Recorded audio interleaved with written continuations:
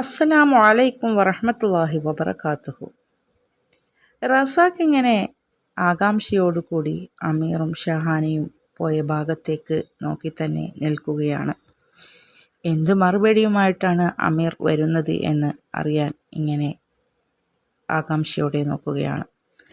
അവൻ ഒരിക്കലും പ്രതീക്ഷിക്കുന്നില്ല തനിക്ക് അനുകൂലമല്ലാത്ത ഒരു മറുപടിയുമായിട്ട് അമീർ വരുമെന്ന്.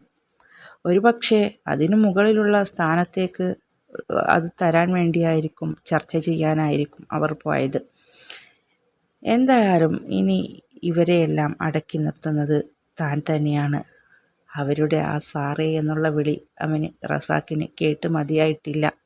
ജോലിക്കാർ ഇടയ്ക്കിടയ്ക്ക് സാർ സാർ എന്ന് വിളിച്ചുകൊണ്ട് റസാക്കിനോട് ഓരോ കാര്യങ്ങൾ ചോദിക്കുന്നുണ്ട്. അതുപോലെ തന്നെ റസാക്കും അവരെ കൊണ്ട് ഇപ്പോൾ തന്നെ മര്യാദക്ക് ജോലി ചെയ്യ്, അങ്ങനെ ഇങ്ങനെ എന്നെല്ലാം പറയാൻ തുടങ്ങിയിട്ടുണ്ട്. ജോലി ചെയ്യുന്ന ആളുകളെ പോലും വീണ്ടും പോയി ഭരിക്കാൻ നോക്കുന്നുണ്ട്. അവരാണെങ്കിൽ റസാക്കിൻ്റെ ഈ അവസ്ഥയെല്ലാം കണ്ട് ഉള്ളിൽ ചിരിക്കുന്നുണ്ട്. എങ്കിൽ പോലും അയാളെ ഒന്ന് സുഖിപ്പിക്കാൻ വേണ്ടി ഇടയ്ക്കിടയ്ക്ക് സാർ ഇങ്ങനെ പോരെ, സാർ ഇതുപോലെ ചെയ്താൽ പോരെ, അങ്ങനെയെല്ലാം ചോദിച്ച് റസാക്കിനെ ഇങ്ങനെ സോപ്പിട്ട് നിൽക്കുകയാണ്. ഉള്ളിൽ അവരെല്ലാം ചിരിക്കുകയാണ്. അവർക്കറിയാം ഇയാളുടെ ഈ ഒരു രൂപത്തിനോ ഇയാളുടെ ഈ ഒരു ഭാവത്തിനോ ഒന്നും ചേർന്നതല്ല ഇതുപോലൊരു കടയിലെ മാനേജർ പോസ്റ്റ്. അതുകൊണ്ട് അയാളുടെ ഈ ഭരണത്തിന് അധിക നേരത്തെ ആയുസ്സൊന്നുമില്ല എന്ന് അവർക്കറിയാം. അതുകൊണ്ട് തന്നെ കുറച്ച് സമയമെങ്കിലും അയാൾ സന്തോഷിക്കട്ടെ എന്ന് വിചാരിച്ച് അവർ ഉള്ളിൽ ചിരിച്ചുകൊണ്ട് റസാക്കിനെ ഇങ്ങനെ സാർ സാർ എന്ന് വിളിക്കുന്നുണ്ട്.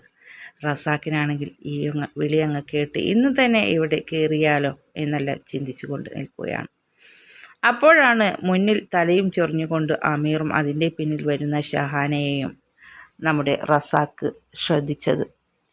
അങ്ങനെ അവൻ്റെ അടുത്തെത്തിയതും റസാക്ക് ചോദിച്ചു, എന്താ മോനെ, ഞാൻ ഇപ്പോൾ തന്നെ എൻ്റെ റൂമേതാ, മാനേജറുടെ റൂമേതാ, അവിടെ പോയി ഇരിക്കട്ടെ, എന്താണ് നിങ്ങൾ തീരുമാനിച്ചത് എന്നെല്ലാം ചോദിച്ചു. അപ്പോൾ അമീർ പറഞ്ഞു, ഉപ്പ. അവനിങ്ങനെ തലയിൽ ചൊറിഞ്ഞ് എന്ത് പറയണം എന്ന് അറിയാതെ ഇങ്ങനെ ഒന്ന് ഷഹാനയുടെ മുഖത്തേക്ക് നോക്കി. ഷഹാനയാണെങ്കിൽ ഇതൊന്നും തന്നെ ബാധിക്കുന്നതേ അല്ല എന്ന മട്ടിൽ അങ്ങോട്ടും ഇങ്ങോട്ടും നോക്കി നിൽക്കുകയാണ്. അമീർ പറയട്ടെ എന്ന് വിചാരിച്ചുകൊണ്ട്. അവൾക്കറിയാം താൻ പറഞ്ഞത് മാത്രമേ അമീർ പറയുകയുള്ളൂ, അതിനപ്പുറമുള്ള ഒരു കാര്യം അമീർ പറയില്ല എന്ന്. അപ്പോൾ അമീർ റസാക്കിനോട് പറഞ്ഞു, ഉപ്പ, പിന്നെ ഇവിടെ മാനേജർ പോസ്റ്റിലേക്ക് ഷഹാനയുടെ പരിചയത്തിലുള്ള ഒരു പയ്യൻ, അവൻ നന്നായിട്ട് MBA എല്ലാം കഴിഞ്ഞ് പുറത്തൊക്കെ പോയി പഠിച്ച് ബാംഗ്ലൂരെല്ലാം പോയി MBA എടുത്ത് നന്നായി മാനേജ് ചെയ്യാൻ അറിയുന്ന ഒരു പയ്യനാണ്. അവൻ ഇപ്പോൾ 2 ദിവസത്തിനുള്ളിൽ ഇവിടെ ജോയിൻ ചെയ്യും. അതുകൊണ്ട് തൽക്കാലം ഉപ്പാക്ക് നമ്മുടെ കമ്പനിയിലേക്ക് നല്ലൊരു ഡ്രൈവറെ ആവശ്യമുണ്ട്. ആ പോസ്റ്റ് തരാം. ഏതായാലും കമ്പനിയിലേക്ക് സാധനങ്ങൾ കൊണ്ടുവരുവാനും ഇവിടെ നിന്ന് അങ്ങോട്ട് കൊണ്ടുപോകാനും എല്ലാം നല്ലൊരു ഡ്രൈവറെ ഞങ്ങൾ അന്വേഷിച്ചു കൊണ്ടിരിക്കുകയാണ്. അതുകൊണ്ട് ആ പോസ്റ്റിലേക്ക് ഉപ്പാക്ക് ജോലി തരാം. എന്താണ് ഉപ്പാൻ്റെ അഭിപ്രായം എന്ന് ചോദിച്ചു. ഇത് കേട്ടതും റസാക്ക് ഒരൊറ്റ നിൻ്റെ ഈ കമ്പനിയിലെ ഡ്രൈവറാക്കി എന്നെ വെക്കാനാണല്ലേടാ നീ ഇത്രയും ഇവളുമായി സംസാരിച്ചത്. അത് ശരി, ഇപ്പോൾ തന്നെ ഇതാണ് കോലമെങ്കിൽ കല്യാണത്തിന് ശേഷം നീ ഇവളുടെ അടിമയായിരിക്കുമല്ലോ. അത് കൊള്ളാം. എടി പെണ്ണെ, ഞാൻ ഇത്രയും കാലം വളർത്തി ഉണ്ടാക്കിയത് എൻ്റെ മോനെ നിൻ്റെ ചൊൽപ്പടിക്ക് നിർത്താനല്ല. ഇത് എൻ്റെ മോനാണ്. അത് ശരി, കല്യാണത്തിന് മുൻപേ തന്നെ നീ ഇതാണ് കോലമെങ്കിൽ കല്യാണം കഴിഞ്ഞാൽ നീ ഇവനെ അങ്ങ് മൊത്തത്തിൽ എടുക്കുമല്ലോ. ഇതേ ഞാൻ വളർത്തിയുണ്ടാക്കി ഇവൻ്റെ ശരീരം മുഴുവൻ ഇപ്പോൾ നീ ഇങ്ങനെ എനിക്കിവനെ തന്നെ മതി, ഇവനെ തന്നെ കല്യാണം കഴിച്ചാൽ മതി എന്ന് പറയുന്ന ഇവൻ്റെ ഈ രൂപം, ഈ ശരീരവും ഉണ്ടല്ലോ, ഇത്രയും ഞാൻ വളർത്തി ഇതുപോലെ ആക്കിയെടുത്തത് എൻ്റെ വിയർപ്പാണ്. എന്നിട്ട് നിൻ്റെ ഈ കമ്പനിയുടെ വെറും ഒരു ഡ്രൈവറായിട്ട് എന്നെ നിർത്തുകയും എനിക്ക് വേണ്ട, ഇതിലും അന്തസ്സ് ഞാൻ എൻ്റെ പഴയ മുതലാളിയുടെ അടുത്ത് പോയി ജോലി ചെയ്യുന്നതാണ്. അത് ശരി, നിൻ്റെ ഉപ്പയാണെങ്കിൽ നീ ഇവിടെ നിർത്തുമോ ഡ്രൈവറായിട്ട്, നിങ്ങളുടെ അടിമയെ പോലെ? എനിക്ക് ഇതിൻ്റെയൊന്നും ആവശ്യമില്ല. കൊള്ളാം മോനെ, നീ ഇപ്പോൾ തന്നെ ഇവളുടെ അടിമയായി അല്ലേ എന്നെല്ലാം ചോദിച്ചു. ഇത് കേട്ടതും ഷഹാന പറഞ്ഞു, അതേ, ഞാൻ നിങ്ങളെ മോനെ പിടിച്ചു വെച്ചിട്ടൊന്നുമില്ല. നിങ്ങൾ വേണമെങ്കിൽ നിങ്ങളുടെ മോനെ കൊണ്ടുപോയിക്കോ. അവൻ്റെ ഇതിൽ നിന്ന് ലാഭമെല്ലാം കിട്ടുമ്പോൾ അവൻ്റെ ഷെയർ ഞാൻ തരാം. ഇനി നിങ്ങൾക്ക് അങ്ങനെ വേണമെങ്കിൽ, അത്ര നിർബന്ധമാണെങ്കിൽ അവനെ കൊണ്ടുപോയിക്കോ എന്നെല്ലാം പറഞ്ഞു. ഷഹാന പെട്ടെന്ന് ദേഷ്യം വന്നപ്പോൾ അവൾ എടുത്തടിച്ച പോലെ പറഞ്ഞതാണ്. അവൾക്കറിയാം അമീർ അങ്ങനെ തന്നെ വിട്ടു പോവുകയില്ല എന്ന്. എങ്കിൽ കൂടി റസാക്കിൻ്റെ മുന്നിൽ അപ്പോൾ പിടിച്ചു നിൽക്കാൻ വേണ്ടി അയാളുടെ മുന്നിൽ തോറ്റു പോകരുത് എന്ന് കരുതി അവൾ പറഞ്ഞതാണ്. ഇത് കേട്ടതും അമീർ ആകെ അന്താളിപ്പോടെ ഷഹാനയെ നോക്കി, ഇവളിത് കാര്യത്തിൽ പറഞ്ഞതാണോ എന്നറിയാതെ. അപ്പോൾ ഷഹാന ഇങ്ങനെ അമീറിനെ കണ്ണിറുക്കി കാണിച്ചു. റസാക്കിൻ്റെ വായ് തൽക്കാലം അടപ്പിക്കാൻ വേണ്ടി ഒരു കള്ളം പറഞ്ഞതാണ് എന്ന മട്ടിൽ അമീറിൻ്റെ മുഖത്തേക്ക് ഇങ്ങനെ ഒരു കണ്ണിറുക്കി കാണിച്ചു. അപ്പോഴാണ് അവൻക്ക് ആശ്വാസമായത്. അവൻ പറഞ്ഞു, ഉപ്പാക്ക് വേണമെങ്കിൽ ഇവിടെ കമ്പനിയിൽ ഡ്രൈവറായി നിന്നോ, അല്ലാന്നുണ്ടെങ്കിൽ ഉപ്പ പഴയ ജോലിക്ക് തന്നെ പോയിക്കോ. അപ്പോൾ റസാഖ് പറഞ്ഞു, ആയിക്കോട്ടെടാ ആയിക്കോട്ടെ, നിനക്കിപ്പോൾ ഇനി ഞാനൊന്നും വേണ്ടല്ലോ, ഇവളും ഇവളുടെ വീട്ടുകാരെല്ലാം മതിയല്ലോ. പുത്തൻ പണം കണ്ടപ്പോഴേക്ക് തന്നെ, അല്ലെ പുതിയൊരു പെണ്ണിനെ കണ്ടപ്പോഴേക്ക് തന്നെ കുടുംബം മറക്കുന്ന, ഇത്രയും കഷ്ടപ്പെട്ട് എൻ്റെ പെൺമക്കളെ പോലും തള്ളിപ്പറിഞ്ഞ് ഒഴിവാക്കി നിന്നെ ഞാൻ പൊന്നുപോലെ സ്നേഹിച്ചതിന് എനിക്കിത് തന്നെ വേണമെടാ. ഞാൻ എൻ്റെ പഴയ ജോലി തന്നെ ചെയ്തോളാം. നിങ്ങളുടെ അടിമയായി മോൻ്റെ സ്വന്തം കമ്പനിയിൽ അവിടെ ഡ്രൈവറായി നിങ്ങളുടെ അടിമയായി നിൽക്കുന്നതിനേക്കാൾ അന്തസ്സ് മറ്റൊരാളുടെ ഡ്രൈവറായി ജോലി ചെയ്യുന്നത് തന്നെയാണ്. ഞാൻ പോവുകയാണ് എന്ന് പറഞ്ഞുകൊണ്ട് റസാഖ് ഇങ്ങനെ തലയും താഴ്ത്തിപ്പോയി. ആ പോക്ക് കണ്ടപ്പോൾ അമീറിന് ഇങ്ങനെ സങ്കടമായി. അപ്പോൾ ഷഹാന പറഞ്ഞു, അമീർ, എന്ത് ചെയ്യാനാണ്? നിൻ്റെ ഉപ്പാക്ക് കുറച്ചെങ്കിലും വിവരമില്ലേ? എങ്ങനെയാണ് ഇത്രയും വലിയൊരു കടയിൽ നിൻ്റെ ഉപ്പാക്ക് ഒരു മാനേജർ പോസ്റ്റ് കൊടുക്കുക? അതിനുള്ള വിവരമോ വിദ്യാഭ്യാസമോ നിൻ്റെ ഉപ്പാക്കുണ്ടോ? അതെന്താണ് നിൻ്റെ ഉപ്പ മനസ്സിലാക്കാത്തത്? അത് കുഴപ്പമില്ല, കുറച്ച് സമയത്തേക്ക് ആ വിഷമമുണ്ടാവും, പിന്നെ ശരിയായിക്കോളും. നീ നിൻ്റെ കാര്യങ്ങൾ നോക്ക്, ഞാൻ എൻ്റെ ജോലിയും നോക്കട്ടെ എന്ന് പറഞ്ഞുകൊണ്ട് ഷഹാന അവിടെ നിന്ന് പോയി. എങ്കിലും അമീറിന് സങ്കടമായി. ഉപ്പാക്ക് പറ്റിയ വേറെ എന്തെങ്കിലും നല്ലൊരു ജോലി ഉടനെ ഇവിടെ കൊടുക്കണം, അല്ലെങ്കിൽ ഉപ്പാക്ക് സങ്കടമാവും. എങ്ങനെയെങ്കിലും ഷഹാനയെ കൊണ്ട് പറഞ്ഞ് സമ്മതിപ്പിക്കണം. ഉപ്പ പറഞ്ഞത് ശരിയാണ്, ഇത്രയും വലിയ ഒരു കടയുണ്ടായിട്ട് ഉപ്പാക്ക് ഇവിടെ എന്തെങ്കിലും ഒരു ജോലി കൊടുത്താൽ ഉപ്പ സ്വീകരിക്കില്ല. വല്ല സെയിൽസിലോ ഇതുപോലെ ഡ്രൈവറോ. ഇനിയിപ്പോൾ എന്താണ് ഉപ്പാക്ക് കൊടുക്കുക എന്നെല്ലാം ആലോചിച്ച് അവൻ ആകെ വെട്ടിലായി. കാരണം ഉപ്പ പഴയ തലമുറയല്ലേ, അധികം പഠിച്ചിട്ടൊന്നുമില്ല, ആകെ 4-5 വരെ പഠിച്ചിട്ടുള്ളൂ. അതുപോലെ തന്നെ ഉപ്പ ഇതുവരെ ആകെ ചെയ്ത ജോലി ഒരു ഡ്രൈവർ ജോലിയാണ്. അതും വെച്ച് ഇത്രയും വലിയൊരു കടയിൽ ഉപ്പാക്ക് എന്ത് വലിയ ജോലി താൻ കൊടുക്കാനാണ്? എന്നാൽ ഇതുപോലെയുള്ള സെയിൽസോ അല്ലെങ്കിൽ ഡ്രൈവറോ ഒന്നും ഉപ്പാക്ക് പറ്റുകയുമില്ല.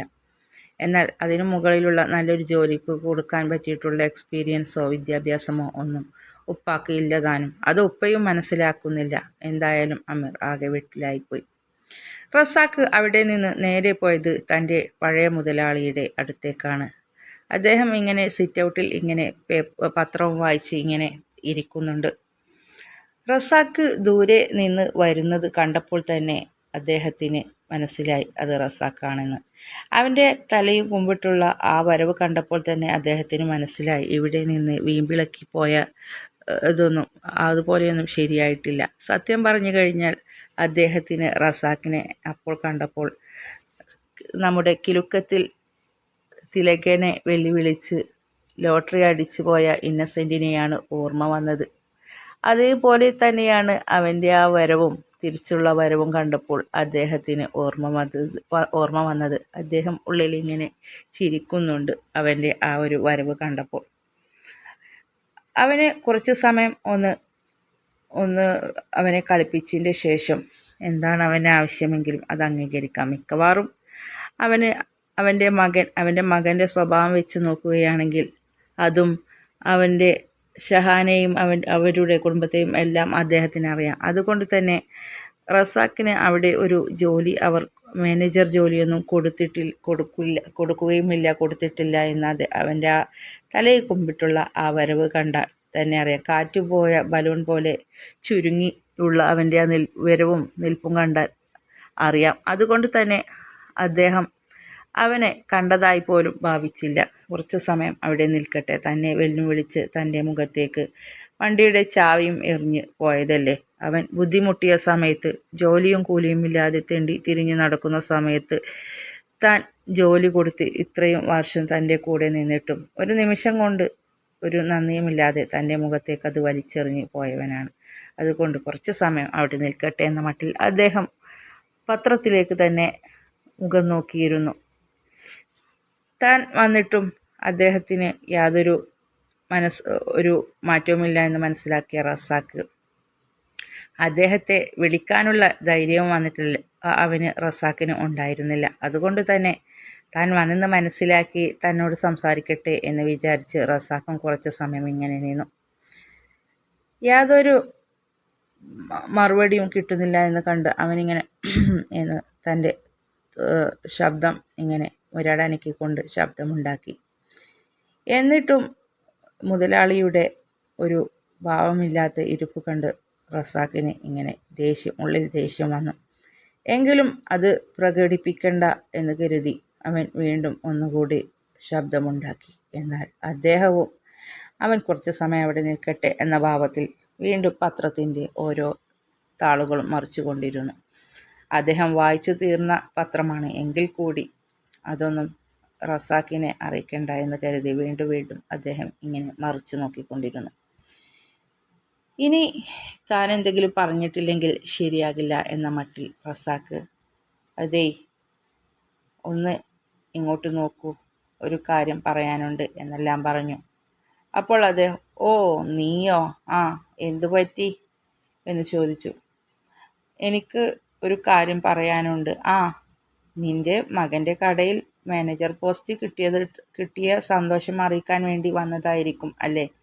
എന്നിട്ട് എന്തായി? എന്നാണ് ജോയിൻ ചെയ്യുന്നത്? പിന്നെ ചിലവുണ്ട് കേട്ടോ. നിനക്ക് അത്രയും വലിയ ഒരു മാനേജർ ജോലിയെല്ലാം കിട്ടിയതിന് ഞങ്ങൾക്കൊക്കെ ഒന്നുമല്ലെങ്കിൽ ഞാൻ നിൻ്റെ പഴയ മുതലാളിയല്ലേ, ഞങ്ങൾക്കൊക്കെ ചിലവ് തരണം എന്നെല്ലാം പറഞ്ഞു അദ്ദേഹം. അപ്പോൾ റസാക്ക് പറഞ്ഞു, അതല്ല, എനിക്ക് ആ ജോലി ഇഷ്ടമായില്ല. അവിടെ പോയപ്പോൾ അവരെയെല്ലാം മാനേജ് ചെയ്യാൻ ഭയങ്കര ബുദ്ധിമുട്ട്. പിന്നെ അത് മാത്രമല്ല, അവരുടെ ഈ സാറേ എന്നുള്ള വിളിയൊന്നും എനിക്കങ്ങ് സുഖിക്കുന്നില്ല. എനിക്ക് എൻ്റെ പഴയ ഡ്രൈവർ ജോലി തന്നെയാണ് നല്ലത്. എനിക്ക് അവിടെ AC-യിലൊക്കെ ഇരുന്ന് എനിക്ക് ജലദോഷം പിടിക്കും. അതുകൊണ്ട് തന്നെ ഞാൻ അത് വേണ്ട എന്ന് വെച്ച് പോന്നു. അപ്പോൾ അദ്ദേഹം ഉള്ളിൽ ഇങ്ങനെ ചിരിച്ചു. എന്ത് മനോഹരമായിട്ടാണ് ഇവൻ നുണ പറഞ്ഞ് ഫലിപ്പിക്കാൻ നോക്കുന്നത്. അപ്പോൾ അദ്ദേഹം റസാക്കിനോട് ചോദിച്ചു, എന്ത്, ഇത്രയും വലിയ കടയുടെ മാനേജർ ജോലി നിനക്ക് വേണ്ട എന്നോ? സാറേ എന്ന വിളി നിനക്ക് ഇഷ്ടമായില്ല, AC-യുടെ തണുപ്പേറ്റ് നിനക്ക് ജലദോഷം പിടിക്കുകയാണെന്നോ? എന്തെല്ലാമാണ് നീ പറയുന്നത്? ഇതൊക്കെ സത്യമാണോ? അതോ നിൻ്റെ മകൻ അവിടെ നിന്നെ എടുത്തില്ലേ? ഓ, മകന് ഇപ്പോൾ തന്നെ മരുമകളാകാൻ പോകുന്ന പെണ്ണിൻ്റെ വരുതിയിലായോ, അവളുടെ അടിമയായോ എന്നെല്ലാം ചോദിച്ചു. റസാക്കിനെ ഇങ്ങനെ കളിയാക്കുന്നുണ്ട്. റസാക്കിന് മനസ്സിലായി താൻ ഇനി നുണയൊന്നും പറഞ്ഞിട്ട് കാര്യമില്ല, എല്ലാം ഇദ്ദേഹത്തിന് മനസ്സിലായി എന്ന്. അദ്ദേഹം പറഞ്ഞു, ആ, അവർ പറഞ്ഞു അതിന് നല്ല വിദ്യാഭ്യാസവും പഠിപ്പൊക്കെ വേണമെന്ന്. ഏതോ അവളുടെ കൂട്ടുകാരൻ വരുന്നുണ്ടത്രേ, MBA കഴിഞ്ഞ് പുറത്തൊക്കെ പോയി ബാംഗ്ലൂരൊക്കെ പോയി പഠിച്ച്. അല്ലെങ്കിലും അത് ശരിയാ, ഞാൻ എന്ത് വിഡ്ഢിയാണ്, മാനേജറൊക്കെ ആവാൻ അത്യാവശ്യം വിദ്യാഭ്യാസവും വിവരവും ഒക്കെ വേണ്ടേ? പിന്നെ അവരുടെ കമ്പനിയിലെ വണ്ടിയിലെ ഡ്രൈവറാകാമെന്നൊക്കെ പറഞ്ഞു. പിന്നെ മകൻ്റെ ഡ്രൈവറായി ജോലി ചെയ്യാൻ ഒരു നാണക്കേട്, അതുകൊണ്ടാണ് ഞാൻ ഇങ്ങോട്ട് തന്നെ പോകുന്നത് എന്നെല്ലാം പറഞ്ഞു. പിന്നെ ഇത്രയും സംസാരിച്ചപ്പോൾ അദ്ദേഹത്തിന് പിന്നെ മനസ്സിലായി ഇനി അവനെ കൂടുതൽ കളിപ്പിക്കേണ്ട എന്ന്. അദ്ദേഹം അകത്ത് പോയി ചാവി എടുത്ത് റസാക്കിൻ്റെ അടുത്ത് വന്നു. എന്നിട്ട് പറഞ്ഞു, പിന്നെ ഇനി നിനക്കിത് തരുന്നതിന് മുൻപേ എനിക്ക് ഒരു കാര്യം അറിയാനുണ്ട്. ഇനിയും നിനക്ക് ഇതുപോലെ ചിലപ്പോൾ പല ജോലികളോ പല വാഗ്ദാനങ്ങളോ എല്ലാം കിട്ടും. ആ സമയത്ത് ഇന്നലെ ചെയ്തതുപോലെ എൻ്റെ മുഖത്തേക്ക് ഈ ചാവിയും വലിച്ചെറിഞ്ഞ് എനിക്ക് മാനേജർ ജോലി കിട്ടി, അത് കിട്ടി, ഇത് കിട്ടി എന്ന രീതിയിൽ എൻ്റെ മുഖത്തേക്ക് ചാവിയും വലിച്ചെറിഞ്ഞ് പോവാനാണ് ഭാവമെങ്കിൽ നിനക്ക് ഞാൻ ഇത് തരുന്നില്ല. നീ പോയിക്കോ, പോവണ്ട എന്നല്ല, പക്ഷേ അതെല്ലാം പറയുന്ന ഒരു രീതിയുണ്ട്. മര്യാദയുടെ ഇത്രയും നിനക്ക് ഒരു ജോലിയും കൂലിയും ഇല്ലാത്ത സമയത്ത് എൻ്റെ ഉപ്പാൻ്റെ സുഹൃത്തിൻ്റെ മകനല്ലേ എന്ന് വിചാരിച്ച് നിനക്ക് ഞാൻ തന്ന ജോലിയാണ്. അതുകൊണ്ട് ഇത്രയും കാലം നിൻ്റെ കുടുംബം അല്ലലില്ലാതെ കഴിഞ്ഞുപോയി. നീയൊന്ന് ആലോചിച്ചു നോക്ക്, ആ സമയത്ത് നിൻ്റെ അവസ്ഥ എങ്ങനെയായിരുന്നു എന്ന്. ചെറിയ മക്കളും അതുപോലെ തന്നെ ഭാര്യയും ഉമ്മയും നിൻ്റെ പെങ്ങളും അവളുടെ കുട്ടിയും, അങ്ങനെ നിങ്ങൾക്ക് ഒരു നേരത്തെ ഭക്ഷണത്തിന് പോലും വകയില്ലാതെ നീ ആകെ തെണ്ടിത്തിരിഞ്ഞ് നടക്കുന്ന സമയത്താണ് എൻ്റെ ഉപ്പാൻ്റെ കൂട്ടുകാരൻ്റെ മകനല്ലേ എന്ന് കരുതി നിനക്ക് ഞാൻ ആ ജോലി തന്നത്. എന്നാൽ നീ ഇത്രയും വർഷം എൻ്റെ കൂടെ നിന്നിട്ടും നിനക്ക് ഒരു നല്ല കാലം വരുമെന്ന് തോന്നിയപ്പോൾ അതിൻ്റെ ഒരു നന്ദിയുടെ ഒരംശം പോലും കാണിക്കാതെ, നീ ചെയ്ത ആ ഡ്രൈവർ ജോലിയോട് പോലും ഒരു കൂറ് കാണിക്കാതെ, അതിനോട് പോലും ഒരു ബഹുമാനം കാണിക്കാതെ ആ ചാവി എൻ്റെ മുഖത്തേക്ക് വലിച്ചെറിഞ്ഞു പോയ ആളാണ്. അതുകൊണ്ട് ഇനി നിനക്ക് അങ്ങനെ ജോലിയോ എന്തെങ്കിലും കിട്ടിയാൽ മാന്യമായിട്ട്, ഇതാ എനിക്ക് ഇങ്ങനെ ഒരു ജോലി കിട്ടിയിട്ടുണ്ട്, ഞാൻ പോവുകയാണ് എന്ന് നീ നല്ല രീതിയിൽ പറഞ്ഞു പോയിക്കോ. അല്ലാതെ ഇതുപോലെ ചാവിയും മുഖത്തേക്ക് വലിച്ചെറിഞ്ഞു പോവാനാണ് നിൻ്റെ ഭാവമെങ്കിൽ നിനക്കിനി ഞാൻ ഇത് തരുന്നില്ല എന്ന് പറഞ്ഞു. അപ്പോൾ റസാക്കിന് മനസ്സിലായി താൻ ചെയ്ത ആ തെറ്റിൻ്റെ വലുപ്പം എത്രത്തോളമുണ്ട് എന്ന്. അവൻ പറഞ്ഞു, ഇല്ല, ഇനി ഞാൻ എന്തെങ്കിലും അങ്ങനെ ഉണ്ടെങ്കിൽ നിങ്ങളോട് നേരത്തെ തന്നെ പറഞ്ഞ് നിങ്ങൾക്ക് ഒരു പുതിയ ഡ്രൈവറെയെല്ലാം ആക്കിത്തന്ന് നല്ല രീതിയിൽ തന്നെ ഞാൻ പിരിഞ്ഞു പോയിക്കോളാം. എൻ്റെ തെറ്റ് എൻ്റെ അടുത്ത് സംഭവിച്ചത് തന്നെയാണ്. പിന്നെ എനിക്കൊരു സ്വഭാവമുണ്ട്, നിങ്ങൾക്കറിയാമല്ലോ. തെറ്റ് എൻ്റെ ഭാഗത്താണെങ്കിലും അത് സമ്മതിക്കാൻ എനിക്ക് കുറച്ച് മടിയാണ്. എൻ്റെ ആത്മാഭിമാനം അതിന് സമ്മതിക്കില്ല. അതുകൊണ്ടാണ് ഞാൻ പിന്നെ അങ്ങനെയൊക്കെ എല്ലാം ചെയ്തത് എന്നെല്ലാം പറഞ്ഞു.